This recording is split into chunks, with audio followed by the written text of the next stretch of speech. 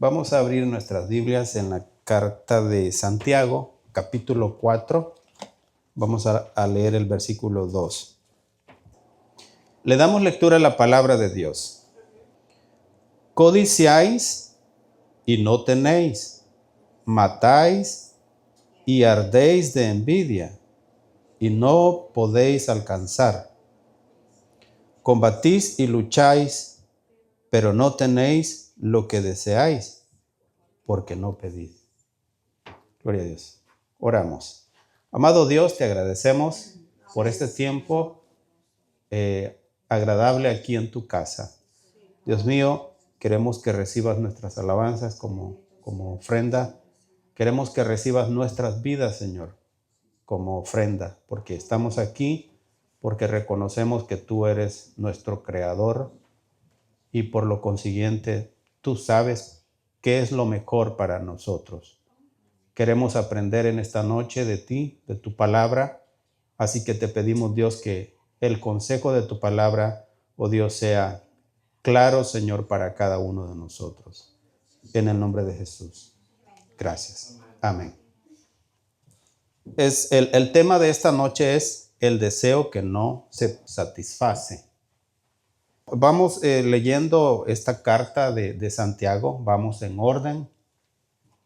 Y algunos temas son un poco fuertes, pero este asunto no es de que Dios quiere tener nuestras vidas restringidas. Eso debemos de tenerlo claro. Dios no quiere tener nuestras vidas restringidas, pero Él sabe qué es lo mejor para nosotros. Nuestro Dios es tan sabio que conoce cada detalle de nosotros, incluso de la naturaleza. Yo estaba esta mañana estaba meditando en una escritura en el libro de Eclesiastés y hay una parte que me llamó mucho la atención. Dice, todos los ríos van a dar al mar y el mar nunca se sacia. Y después dice que esta misma agua del río regresa al mismo lugar de donde vino para volver a correr por los ríos para llegar al mar nuevamente. Y eso me llamó la atención. Y le pregunté a ChatGPT, ¿cuál es el ciclo del agua? En muchas ocasiones yo he tenido la pregunta de ¿por qué el agua nace en las montañas y luego corre hacia abajo? O sea, si es cuestión de gravedad. O sea, ¿cómo hace para subir a las montañas? Esa es una pregunta que yo me hacía. Y ahora que le pregunté a ChatGPT cuál es el ciclo del agua, y me responde. Primero es evaporación. El agua se evapora del mar, de los ríos, de las lagunas. ¿Se ha fijado que por las mañanas se evapora y va para arriba? Se evapora, eso es a causa del calor del sol. Luego de eso, ese es el paso número 1. Luego de eso es condensación. Lo que se evapora con el cambio de la temperatura en la atmósfera, que es frío, ahí se condensa y se convierte en gotitas de aguas, pero bien pequeñas. Y después de esa condensación, se convierte en la lluvia. Se convierte en la lluvia y cuando se convierte en la lluvia, pues cae. Se convierte, dependiendo de la temperatura, si es invierno, por ejemplo, se hace en nieve o puede caer en granizo o típicamente la lluvia. Esa cae, esa se filtra en la tierra o si no, corre y va a dar hacia los ríos. Y como dice el escritor de Eclesiastés, todos los ríos van a dar al mar y el mar nunca se sacia. Y dice que vuelve al mismo lugar de donde empezó y vuelve a caer. Ese es el ciclo del agua. O sea, es un círculo que está constantemente. Para mí eso es asombroso. Y ese es un proceso que Dios ideó. Dios planeó ese sistema tan impresionante. ¿Y a qué voy con todo esto? Que un Dios tan sabio, creador de todo lo que existe, de la naturaleza, también el creador de nuestra vida, ¿cómo no va a tener el plan más excelente para cada uno de nosotros, para que aprendamos a caminar conforme a ese plan? O sea, por eso decía, estas palabras no es una serie de restricciones porque quiere oprimirnos. No, es que Él es tan sabio que conoce tanto nuestra vida que nos muestra un camino para que nosotros andemos por ese camino porque es lo mejor para nosotros. Así como es un Dios tan sabio que creó todas las cosas y como mencionaba, simple, lo digo en el sentido de que es un ciclo, pero es impresionante cómo es que funciona. La función del calor del sol, la función de la temperatura en la atmósfera. Cuando uno va a una montaña, el clima es fresco. ¿Por qué? Porque mientras más arriba, la temperatura es más fría. Cambia. Y todo eso causa un efecto y es como se produce la condensación y luego la lluvia. Pero es maravilloso cómo es que Dios trabaja de una manera tan perfecta. Entonces, si ese es el Dios que nos ha creado y nos ha dejado su palabra, cuando encontramos un texto como este que acabamos de leer, que dice, codiciáis y no tenéis, matáis y ardéis de envidia, y no podéis alcanzar, combatís y lucháis, pero no tenéis lo que deseáis, porque no pedís. A veces uno siente que es una serie de restricciones. Pero bueno, es que Dios sabe qué es lo que es mejor para nosotros. Como un padre que le corrige muchas veces a su hijo y le guía de una manera que tal vez ellos no se sienten cómodos, no quieren ser independientes. Sin embargo, el padre sabe qué es lo mejor para el hijo. Y de la misma manera la palabra de Dios muchas veces nos restringe, pero porque Dios sabe qué es lo mejor para nosotros. ¿De cuántas cosas nos podríamos librar si tan siquiera obedeciéramos la palabra de Dios? De tantos malos momentos, tantas malas decisiones, tantos desatinos, porque dejamos a Dios a un lado y no tenemos en consideración su palabra. Entonces es mejor vivir, como dice aquel Salmo 91, morar bajo la sombra del Omnipotente, porque Él nos cubre, Él nos protege, Él nos da dirección y Él nos da la sabiduría para poder guiar nuestra vida.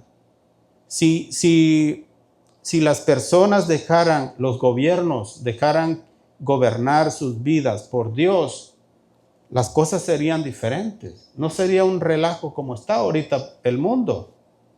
Todos estamos pagando las consecuencias de las malas decisiones o los caprichos de presidentes. Y es un solo relajo. Y eso se refleja en la gasolina, eso se refleja en los precios cuando vamos a hacer las compras de la comida y que de esto y de lo otro. ¿Por qué? Porque las personas viven en necedad, dejan a Dios por un lado, vela cada quien por sus intereses personales, pero dejamos a Dios de lado. Y eso no tiene que ser así. En la vida todos queremos cosas, todos deseamos cosas materiales o tal vez reconocimiento, o a veces también deseamos tener respuestas a nuestras peticiones, deseamos tener cambios, pero la pregunta es, ¿qué pasa cuando no obtenemos lo que deseamos? ¿Qué ¿Qué pasa? ¿Qué hacemos? Es fácil quejarnos, es fácil decir, si Dios existe y si Dios me ama, ¿por qué permite que pasen tales cosas? Pero bueno, Dios siempre ha querido lo mejor para nosotros. Solamente que el ser humano es rebelde. Dios creó a Adán y a Eva, los puso en un lugar perfecto. No les faltaba nada. Les dio todo tipo de fruto. Solamente les puso la restricción. Solamente de ese árbol no coman.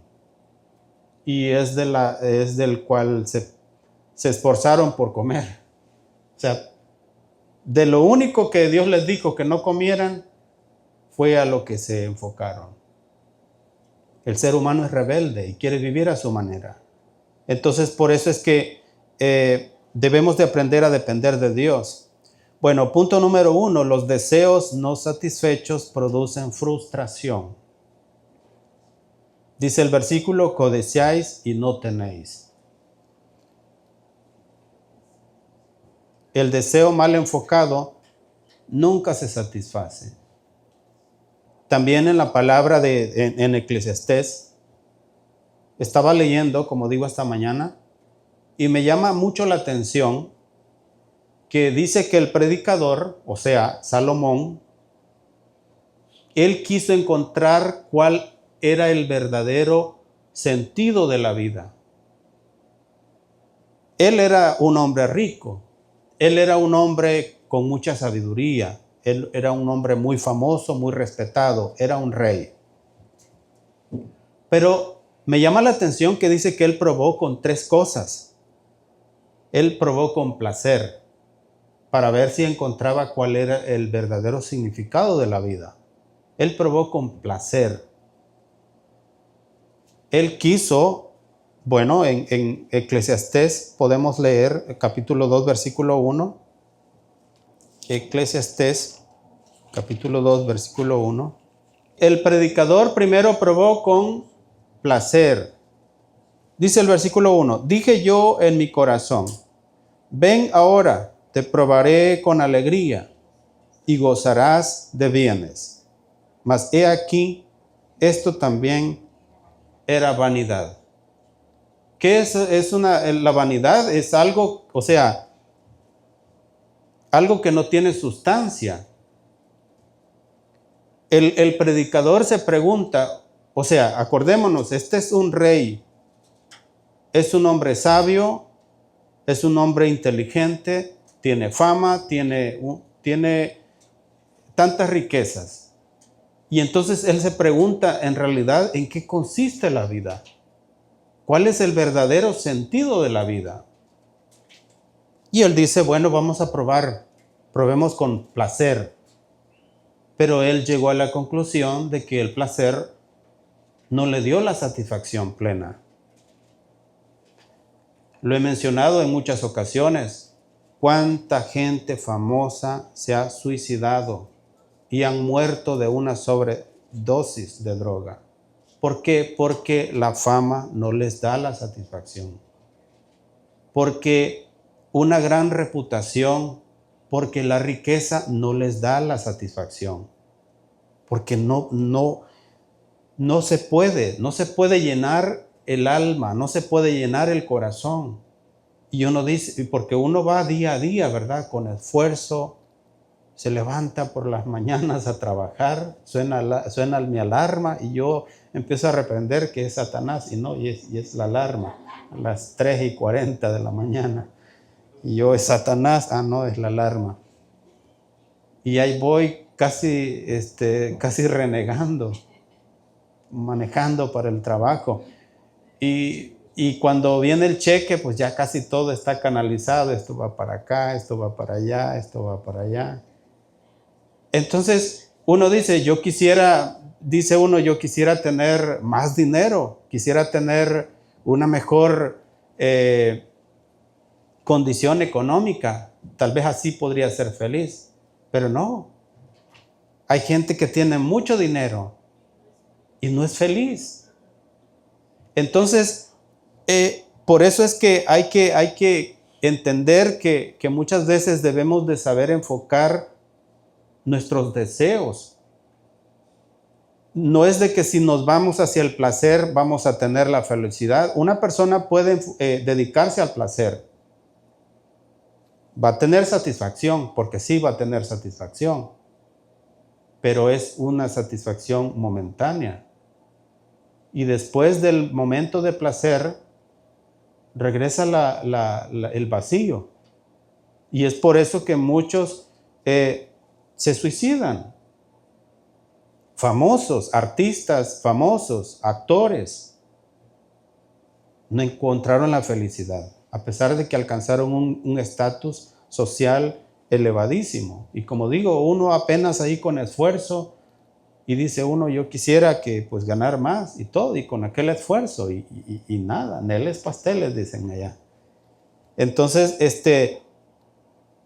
pero no quiere decir que si nuestro enfoque es hacia las riquezas, vamos a encontrar la satisfacción, porque está demostrado. Como digo, el escritor de Eclesiastés, que era el rey de Israel, o sea, Salomón, dice, Eclesiastés 2:1, una vez más, dice, dije yo en mi corazón, ven ahora, te probaré con alegría y gozarás de bienes, mas he aquí, esto también era vanidad.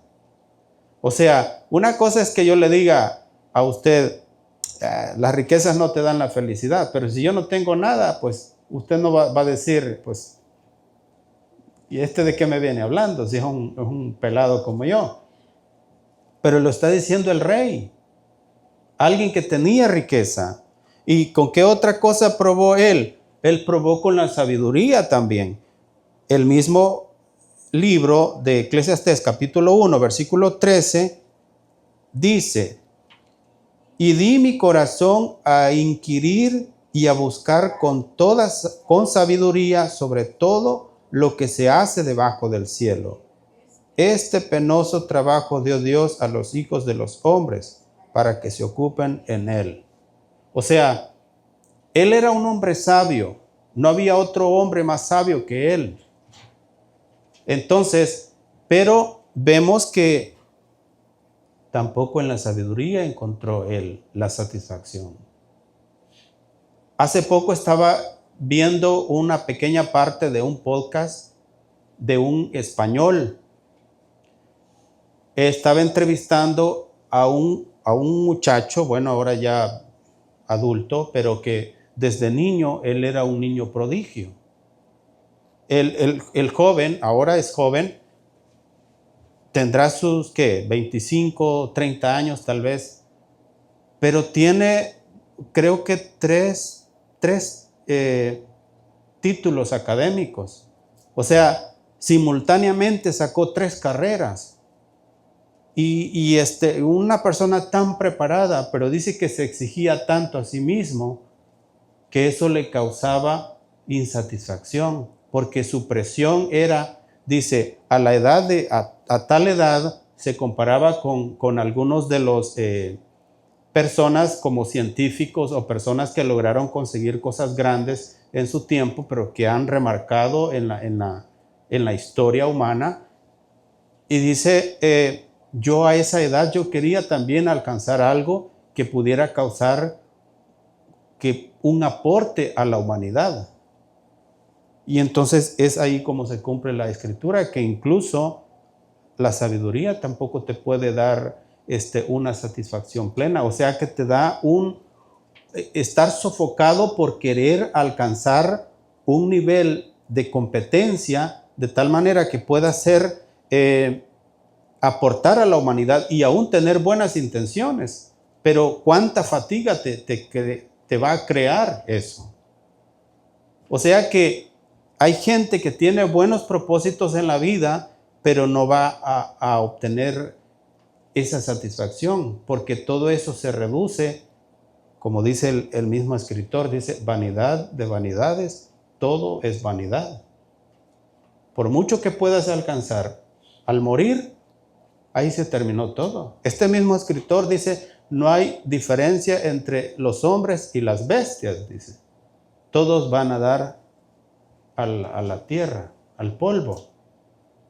Muere, así como muere uno, así muere el otro también.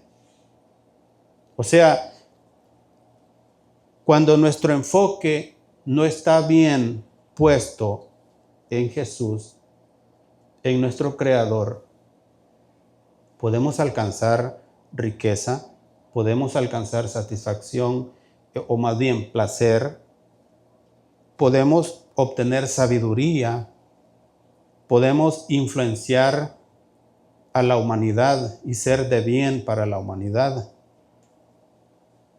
Pero si nuestra vida se limitó a eso, eso no quiere decir que tu relación con Dios fue una relación estrecha de satisfacción, porque este hombre alcanzó estas cosas, pero no era una persona satisfecha. Su conclusión era el tener temor de Dios. Por eso dice al final, dice, el fin de todo el discurso que has oído, dice, es teme a Dios y guarda sus mandamientos, porque eso es el todo del hombre.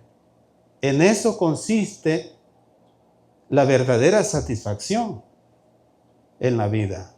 De lo contrario, puedes experimentar placer, puedes tener sabiduría intelectual y ser una persona de renombre que causa una influencia en la sociedad, en la humanidad. Puedes hacer todo eso, pero si careces de una relación estrecha con Dios, entonces de nada sirvió todo.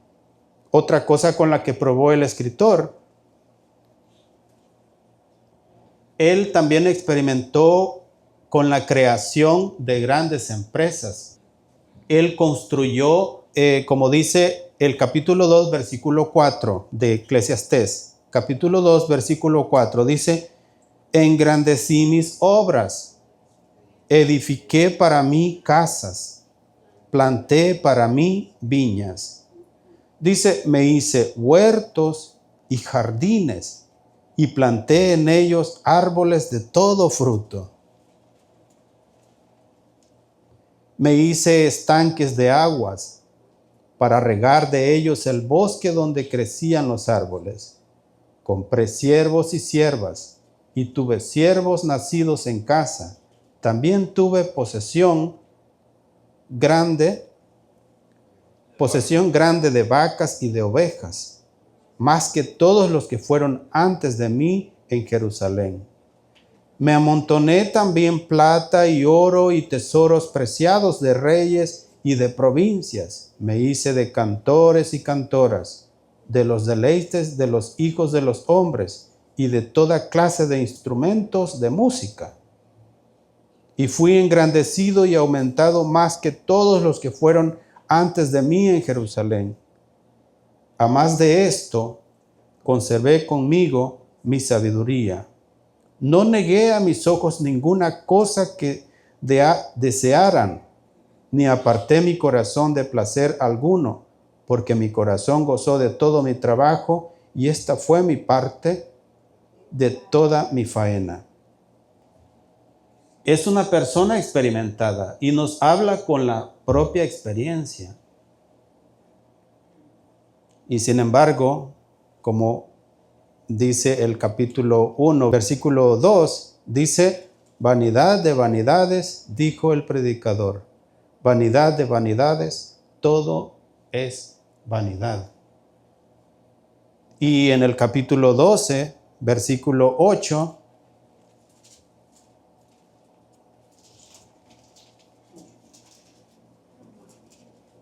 dice, vanidad de vanidades, dijo el predicador, todo es vanidad. Entonces debemos de saber enfocar nuestros ojos para que el enfoque de nuestra vida sea un enfoque correcto. Porque si no lo hacemos así, entonces ¿qué va a pasar? Podemos estar como un hámster corriendo en una ruedita, ¿verdad?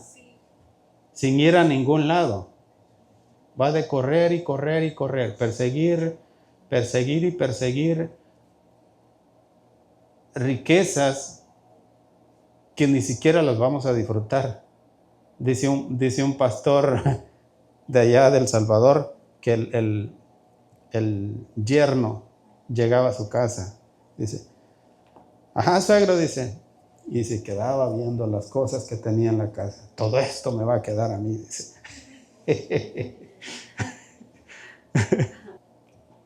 A veces nadie sabe para quién trabaja, dicen. Entonces debemos de saber que el enfoque de nuestra vida es hacia Dios, básicamente hacia Dios, porque Él es el único que nos da satisfacción. Si no, podemos pasar en nuestra vida, como digo, corriendo como en una trampita, como de hámster, en el mismo lado, sin movernos a ningún lado. Trabajando con fatiga, para que al final no se sabe ni quién lo va a disfrutar. Entonces, el deseo mal enfocado nunca se satisface, ¿verdad? También Eclesiastés 5:10 dice, el que ama el dinero no se saciará de dinero, y el que ama el mucho tener no sacará fruto. También esto es vanidad.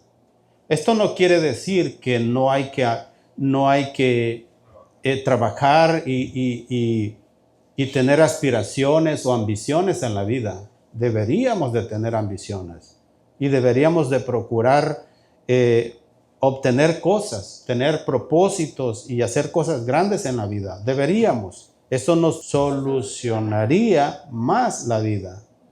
Es más fácil tener dinero y tener una mejor calidad de vida. O sea, es mejor. Pero el punto no es que no deseemos cosas en la vida, tengamos propósito. El punto es que tengamos un enfoque correcto, porque si nuestro enfoque es incorrecto, entonces al final vamos a terminar sin ninguna satisfacción. Y recordemos que un Dios que nos ha creado, que es tan sabio, Él nos muestra su palabra, nos muestra su dirección, porque Él sabe qué es lo mejor para nosotros. No son restricciones porque Él nos quiere estar limitando. No, Él sabe qué es lo mejor para nosotros. Sabe qué es lo que nos da satisfacción a nuestro corazón. Así que, pues vamos a llegar hasta ahí, solamente el punto número 1, porque si no sería muy largo. Pero meditemos en eso, que nuestro enfoque sea Dios. Que nuestro enfoque sea Dios. Gloria a Dios. Puestos de pie. Vamos a orar. Amado Dios, te agradecemos en esta hora por tu palabra. Gracias, Señor, porque sabemos que eres un Dios amoroso y que sabes qué es lo mejor para nosotros.